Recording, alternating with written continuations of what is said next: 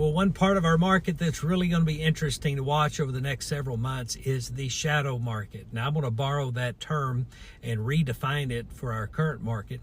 Let me give you a little history lesson. Back in 2011, 2012, that term was used kind of in the mortgage side of the industry in speculation of how many homes weren't quite visible to the market. Those that were seriously distressed, behind payments, that were apt to be foreclosed upon, already had been foreclosed upon, had not yet come to market or been sold. And therefore, with those pending homes flooding, quote unquote, flooding the market, what would it do to home prices? Would they continue to be depressed? Now, that's a national news conversation on a big global, or at least national scope, East and West Coast, not for the center of the market here that we get to live in the Lubbock, Texas, West Texas area. We're the center of the teeter-totter. Very little movement in the middle, lots movement on the edges and on the coast. So bear with me as I redefine shadow market for today's usage. And that would be that grouping of buyers that aren't yet visible to the marketplace. And why would I think that there would be more buyers on the way? Well, here's why.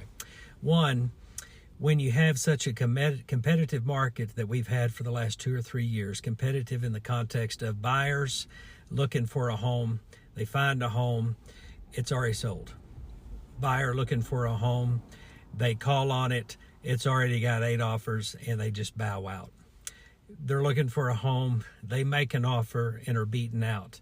They're one of 6, 7, 8 offers possibly. Guess how many people walked away from that deal happy? Just one, right? And the seller, of course, if you were one of those. But the 7 or 8 other buyers that didn't get a chance to buy that home, they're still out there, lots of them. They've not yet decided what they're going to do. They've not yet entered the market because it hasn't been safe. It hasn't been comfortable. And frankly, it really wasn't fun for them. It was really aggravating and lots of anxiety for those buyers at that time. I'd be interested to know if you're one of those people that were in the market, were not successful, and yet are kind of waiting for your right time to get back in.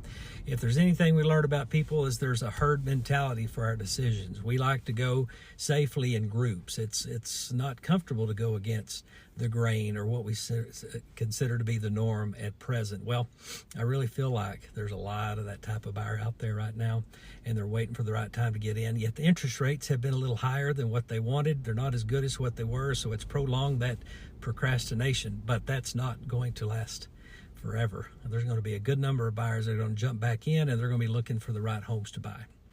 Well, I really think there's a lot of you out there, those that are waiting for the right time to jump back into the market, have been watching interest rates, hoping that those would go back down to what you feel like you missed out on in the last several years. The reality is that's probably not going to happen.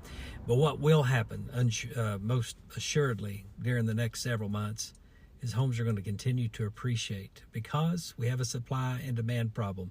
I've been talking about this a bunch. We only have a 2-month supply of inventory.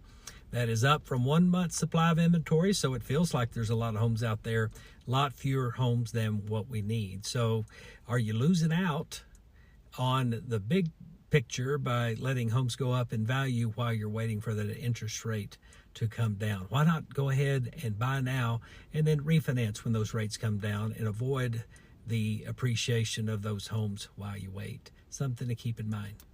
Of course, if you'd like to discuss it a little more personally, I'd be happy to do that with you anytime. We want to be your trusted advisor, and we want to give you some good counsel specific to you and your circumstances for your family, your needs. So I'm never too busy to have that conversation. And of course, I'm never too busy for your referrals to those who you want to make sure get good counsel to make good decisions for themselves. Y'all have a great day.